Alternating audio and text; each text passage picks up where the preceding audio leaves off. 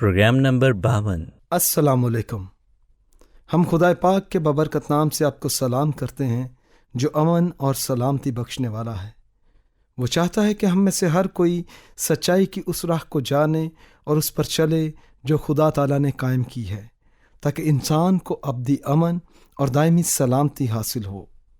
ہمیں خوشی ہے کہ آج ہم کو سچائی کی راہ کے نام سے پروگرام پیش کرنے کی سعادت ملی۔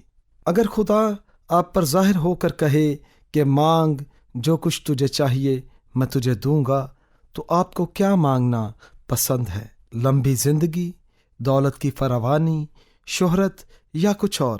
ایک روز خدا نے خواب میں داؤد کے بیٹے سلیمان کو دکھائی دے کر کہا کہ مانگ میں تجھے کیا دوں۔ کیا آپ کو معلوم ہے کہ سلیمان نے کیا مانگا؟ آج ہم سنیں گے کہ اس نے خدا کو کیا جواب دیا۔ پچھلے 6 سبقوں میں ہم خدا کے پیغمبر داؤد نبی کی بابت سیکھتے رہے ہیں۔ ہم نے کچھ زبوروں کا مطالعہ کیا جو اس نے زبور کی کتاب میں لکھے۔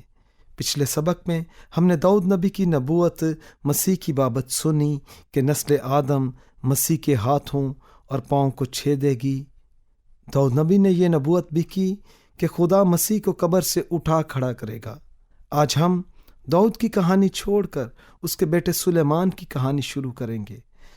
پہلے سلاطین کی کتاب کے 2 باب میں خدا کا کلام یوں بیان کرتا ہے کہ اور داؤد کے مرنے کے دن نزدیک آئے، سو اس نے اپنے بیٹے سلیمان کو وصیت کی اور کہا کہ میں اسی راستہ جانے والا ہوں جو سارے جہان کا ہے، اس لیے تو مضبوط ہو اور مردانگی دکھا۔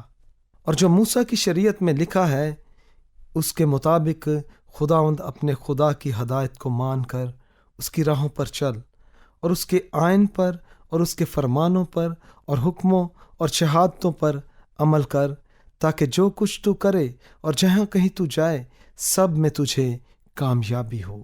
اور داؤد اپنے باپ دادا کے ساتھ سو گیا اور داؤد کے شہر میں دفن ہوا۔ اور کل مدت جس میں داؤد نے اسرائیل پر سلطنت کی 40 برس کی تھی۔ 7 برس اس نے حبرون میں سلطنت کی اور 33 برس یروشلم میں۔ اور سلیمان اپنے باپ داؤد کے تخت پر بیٹھا اور اس کی سلطنت نہایت مستحکم ہوئی۔ اور سلیمان خداوند سے محبت رکھتا اور اپنے باپ داؤد کے آئین پر چلتا تھا۔ خداوند رات کے وقت سلیمان کو خواب میں دکھائی دیا اور خدا نے کہا مانگ تجھے کیا دوں؟ سلیمان نے کہا اور اب اے خداوند میرے خدا، تو نے اپنے خادم کو میرے باپ داؤد کی جگہ بادشاہ بنایا، اور میں چھوٹا لڑکا ہی ہوں اور مجھے کچھ شعور نہیں، سو تو اپنے خادم کو اپنی قوم کا انصاف کرنے کے لیے سمجھنے والا دل عنایت کر، تاکہ میں برے اور بھلے میں امتیاز کر سکوں، کیونکہ تیری اس بڑی قوم کا انصاف کون کر سکتا ہے؟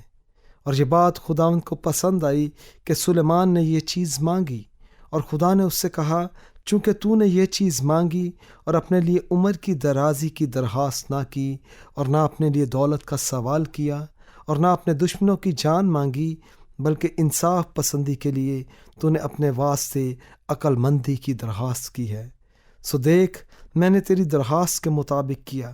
میں نے ایک عاقل اور سمجھنے والا دل تجھ کو بخشا، ایسا کہ تیری مانند نہ تو کوئی تجھ سے پہلے ہوا اور کوئی تیرے بعد بھی ایسا نہ ہوگا۔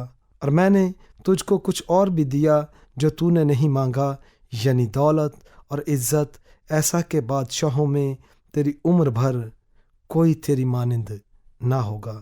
اور اگر تو میری راہوں پر چلے اور میرے آئین اور احکام کو مانے جیسے تیرا باپ داؤد چلتا رہا، تو میں تیری عمر کو دراز کروں گا۔ اور پھر سلیمان جاگ گیا اور دیکھا کہ خواب تھا، اور وہ یروشلم میں آیا اور خداوند کے عہد کے صندوق کے آگے کھڑا ہوا، اور سوختنی قربانیاں گزرانی اور سلامتی کی قربانیاں چڑھائیں، اور اپنے سب ملازموں کی ضیافت کی۔ اس وقت 2 عورتیں جو کسبیاں تھیں بادشاہ کے پاس آئیں اور اس کے آگے کھڑی ہوئیں، اور ایک عورت کہنے لگی اے میرے مالک، میں اور یہ عورت دونوں ایک ہی گھر میں رہتی ہیں، اور اس کے ساتھ گھر میں رہتے ہوئے میرے ایک بچہ ہوا، اور میرے زچہ ہو جانے کے 30 دن بعد یہ عورت بھی زچہ ہو گئی اور ہم ایک ساتھ ہی تھیں، اور اس عورت کا بچہ رات کو مر گیا کیونکہ یہ اس پر لیٹ گئی تھی۔ سو یہ آدھی رات کو اٹھی، اور جس وقت تیری لونڈی سوتی تھی میرے بیٹے کو میری بغل سے لے کر اپنی گود میں لٹا دیا اور اپنے مرے ہوئے بچے کو میری گود میں ڈال دیا۔ صبح کو جب میں اٹھی کہ اپنے بچے کو دودھ پلاؤں تو کیا دیکھتی ہوں کہ وہ مرا پڑا ہے، پر جب میں نے صبح کو غور کیا تو دیکھا کہ یہ میرا لڑکا نہیں جو میرے ہوا تھا۔ پھر وہ دوسری عورت کہنے لگی، نہیں، یہ جو جیتا ہے یہ میرا بیٹا ہے اور مرا ہوا تیرا بیٹا ہے۔ اس نے جواب دیا، نہیں، مرا ہوا تیرا بیٹا ہے اور جیتا میرا بیٹا ہے۔ سو وہ بادشاہ کے حضور اسی طرح کہتی رہیں۔ تب بادشاہ نے کہا، ایک کہتی ہے کہ یہ جو جیتا ہے یہ میرا بیٹا ہے اور جو مر گیا ہے وہ تیرا بیٹا ہے، اور دوسری کہتی ہے کہ نہیں، جو مر گیا ہے وہ تیرا بیٹا ہے اور جو جیتا ہے وہ میرا بیٹا ہے۔ سو بادشاہ نے کہا، مجھے ایک تلوار لا کر دو۔ تب وہ بادشاہ کے پاس تلوار لے کر آئے۔ پھر بادشاہ نے فرمایا کہ اس جیتے بچے کو چیر کر 2 ٹکڑے کر ڈالو، اور آدھا ایک کو اور آدھا دوسری کو دے دو۔ تب اس عورت نے جس کا وہ جیتا بچہ تھا بادشاہ سے عرض کی، کیونکہ اس کے دل میں اپنے بیٹے کی مامتا تھی۔ سو وہ کہنے لگی، اے میرے مالک، یہ جیتا بچہ اسی کو دے دے، پر اسے جان سے نہ مروا۔ لیکن دوسری نے کہا کہ یہ نہ میرا ہو نہ تیرا، اسے چیر ڈالو۔ تب بادشاہ نے حکم کیا کہ جیتا بچہ اسی کو دے دو اور اسے جان سے نہ مارو، کیونکہ وہی اس کی ماں ہے۔ اور سارے اسرائیل نے یہ انصاف جو بادشاہ نے کیا سنا، اور وہ بادشاہ سے ڈرنے لگے، کیونکہ انہوں نے دیکھا کہ عدالت کرنے کے لیے خدا کی حکمت اس کے دل میں ہے۔ اور خدا نے سلیمان کو حکمت اور سمجھ بہت ہی زیادہ اور دل کی وسعت بھی عنایت کی، جیسے سمندر کے کنارے کی ریت ہوتی ہے۔ اور سلیمان کی حکمت سب اہل مشرق کی حکمت اور مصر کی ساری حکمت پر فوقیت رکھتی تھی، اس لیے کہ وہ سب آدمیوں سے بلکہ ازراہی ایتان اور ہیمان اور کلکول اور وردہ سے جو بنی محول تھے زیادہ دانشمند تھا۔ اور چوگرد کی سب قوموں میں اس کی شہرت تھی، اور اس نے 3000 مثلیں کہیں، اور اس کے 1005 گیت تھے۔ اور سب قوموں میں سے زمین کے سب بادشاہوں کی طرف سے جنہوں نے اس کی حکمت کی شہرت سنی تھی، لوگ سلیمان کی حکمت کو سننے آتے تھے۔ اس کے آگے خدا کا کلام بیان کرتا ہے کہ ایک ملکہ تھی، یعنی سبا کی ملکہ، جس نے سلیمان بادشاہ کی بے مثال حکمت اور عدل و انصاف کی شہرت سنی تھی۔ ملکہ نے ارادہ کیا کہ وہ سلیمان بادشاہ سے ملنے کے لیے یروشلم پہنچے، تاکہ معلوم کرے کہ سلیمان بادشاہ کی حکمت کی شہرت کی خبر سچی ہے یا جھوٹی۔ یہ ملکہ یروشلم سے بہت دور سبا کے علاقے میں رہتی تھی، جو سعودی عرب کے جنوب میں واقع ہے۔ سبا کا ملک آج کل یمن کے ملک کے نام سے پہچانا جاتا ہے۔ یروشلم اور سبا کے ملک کا درمیانی فاصلہ تقریباً 2000 کلومیٹر ہے۔ تاہم اتنا لمبا سفر ملکہ سبا کو سلیمان بادشاہ کی ملاقات سے روکنے نہ پایا۔ 10ویں باب میں خدا کا کلام بیان کرتا ہے، اور جب سبا کی ملکہ نے خداوند کے نام کی بابت سلیمان کی شہرت سنی تو وہ آئی تاکہ مشکل سوالوں سے اسے آزمائے، اور وہ بہت بڑے جلوگ کے ساتھ یروشلم میں آئی، اور اس کے ساتھ اونٹ تھے جن پر مسالے اور بہت سا سونا اور بیش بہا جواہر لدے ہوئے تھے۔ اور جب وہ سلیمان کے پاس پہنچی تو اس نے ان سب باتوں کے بارے میں جو اس کے دل میں تھیں اس سے گفتگو کی۔ سلیمان نے اس کے سب سوالوں کا جواب دیا۔ بادشاہ سے کوئی ایسی بات پوشیدہ نہ تھی جو اسے نہ بتائی گئی۔ اور جب سبا کی ملکہ نے سلیمان کی ساری حکمت اور اس کے محل کو جو اس نے بنایا تھا، اور اس کے دسترخوان کی نعمتوں اور اس کے ملازموں کی نشست اور اس کے خادموں کی حاضر باشی اور ان کی پوشاک اور اس کے ساقیوں اور اس سیڑھی کو جس سے وہ خداوند کے گھر کو جاتا تھا دیکھا تو اس کے ہوش اڑ گئے۔ اور اس نے بادشاہ سے کہا کہ وہ سچی خبر تھی جو میں نے تیرے کاموں اور تیری حکمت کی بابت اپنے ملک میں سنی تھی، تو بھی میں نے وہ باتیں باور نہ کی جب تک خود آ کر اپنی آنکھوں سے یہ دیکھ نہ لیا، اور مجھے تو آدھا بھی نہیں بتایا گیا تھا، کیونکہ تیری حکمت اور اقبال مندی اس شہرت سے جو میں نے سنی بہت زیادہ ہے۔ خوش نصیب ہیں تیرے لوگ اور خوش نصیب ہیں تیرے یہ ملازم جو تیرے حضور کھڑے رہتے اور تیری حکمت سنتے ہیں۔ خداوند تیرا خدا مبارک ہے جو تجھ سے ایسا خوشنود ہوا کہ تجھے اسرائیل کے تخت پر بٹھایا ہے۔ چونکہ خداوند نے اسرائیل سے سدا محبت رکھی ہے، اس لیے اس نے تجھے عدل اور انصاف کرنے کو بادشاہ بنایا۔ ہم اپنا مطالعہ یہیں روکیں گے، مگر سبا کی ملکہ کے متعلق خدا کے کلام کی باتیں ختم نہیں کریں گے۔ اس زمانے کو 1000 سال بھی نہیں ہوا تھا کہ مسیح نے سبا کی ملکہ اور سلیمان کی بابت فرماتے ہوئے کہا، دکن کی ملکہ عدالت کے دن اس زمانہ کے ساتھ اٹھ کر ان کو مجرم ٹھہرائے گی، کیونکہ وہ دنیا کے کنارے سے سلیمان کی حکمت سننے آئی، اور دیکھو یہاں وہ ہے جو سلیمان سے بھی بڑا ہے۔ کہ آپ نے یہاں مسیح کا فرمان سنا؟ اس نے فرمایا کہ سلیمان بادشاہ کی شان و شوکت کی شہرت کی تلاش جو سبا کی ملکہ نے کی، وہ مسیح کے جلال کی تلاش کی تردید کرنے والوں کو مجرم ٹھہرائے گی۔ سبا کی ملکہ نے سلیمان بادشاہ کی حکمت و دانش اور شان و شوکت کی جستجو میں جو کچھ وہ کر سکتی تھی اس نے کیا۔ اس نے جو کچھ سنا تھا اس کی تصدیق کے لیے تقریباً 4000 کلومیٹر سفر طے کیا تھا۔ ہمارے لیے یہاں ایک بڑا اہم سبق موجود ہے۔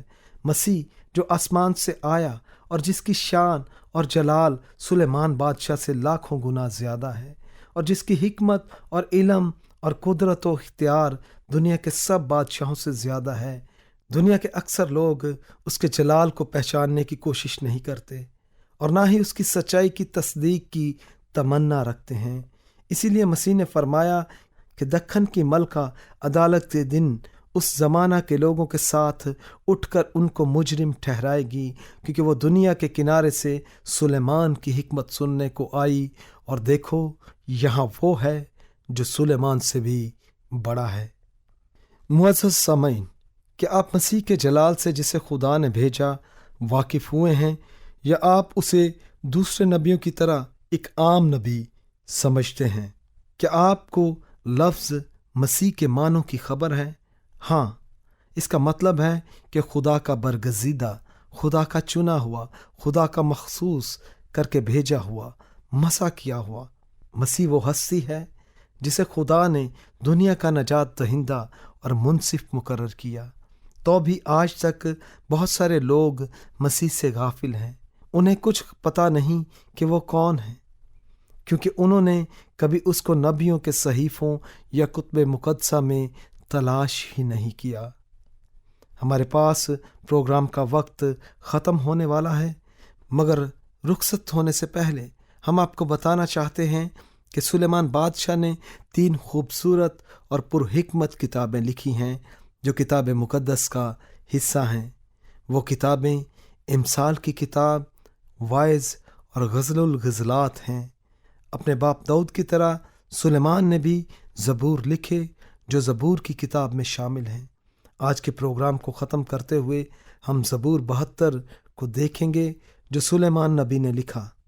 اس زبور میں سلیمان نبوت کر کے کہتا ہے کہ عدالت کے روز مسیح دنیا میں آئے گا اور راستی سے ان کی عدالت کرے گا۔ آئیے سلیمان بادشاہ نے جو کامل بادشاہ اور حکمت اور جلال کے مالک کے متعلق لکھا ہے اسے سنیں۔ مسیح کی بابت سلیمان نے لکھا، وہ صداقت سے تیرے لوگوں کی اور انصاف سے تیرے غریبوں کی عدالت کرے گا۔ اس کی سلطنت سمندر سے سمندر تک اور دریائے فرات سے زمین کی انتہا تک ہوگی۔ بیابان کے رہنے والے اس کے آگے جھکیں گے اور اس کے دشمن خاک چاٹیں گے۔ ترسیس کے اور جزیروں کے بادشاہ نظریں گزرانیں گے، سبا اور سیبا کے بادشاہ ہدیے لائیں گے، بلکہ سب بادشاہ اس کے سامنے سرنگوں ہوں گے۔ کل قومیں اس کی مطیع ہوں گی، وہ جیتے رہیں گے और सबा का सोना उसको दिया जाएगा। लोग बराबर उसके हक में दुआ करेंगे और उसका नाम हमेशा कायम रहेगा। जब तक सूरज है उसका नाम रहेगा और लोग उसके वसीले से बरकत पाएंगे। सब कौमें उसे खुश नसीब कहेंगी। खुदावंद खुदा, इस्राएल का खुदा मुबारक हो। वही अजीब व गरीब काम करता है। उसका जलील नाम हमेशा के लिए मुबारक हो और सारी ज़मीन उसके जलाल से मामूर हो। आमीन सुम आमीन।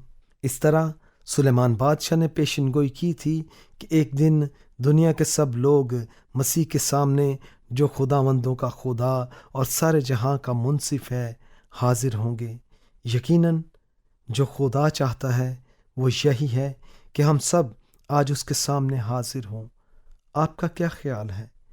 क्या आप वाकई खुदा को अपना आप देना चाहते हैं? क्या आप मसीह के जलाल को और उसके इख्तियार को मान गए हैं, जिसे खुदा ने भेजा और आमदसानी के वक्त फिर उसे भेजेगा? या आप उसको सिर्फ आम नबियों में से एक का दर्जा देते हैं? अगर आप नबियों के सहीफ़ों पर गौर करें तो आपको पता चल जाएगा कि मसीह दुनिया का नजात दहिंदा और सच्चा और आदिल है, जिसकी गवाही सब नबियों ने दी। इसीलिए रूहुल कुदस मुनादी करते हुए कहता है कि उस शख्स की सब नबी गवाही देते हैं कि जो कोई उस पर ईमान लाएगा उसके नाम से गुनाहों की मुआफ़ी हासिल करेगा। क्या तू नबियों का यकीन करता है? मैं जानता हूँ कि तू यकीन करता है। दोस्तों, आपने हमारा प्रोग्राम सुना, आपका शुक्रिया।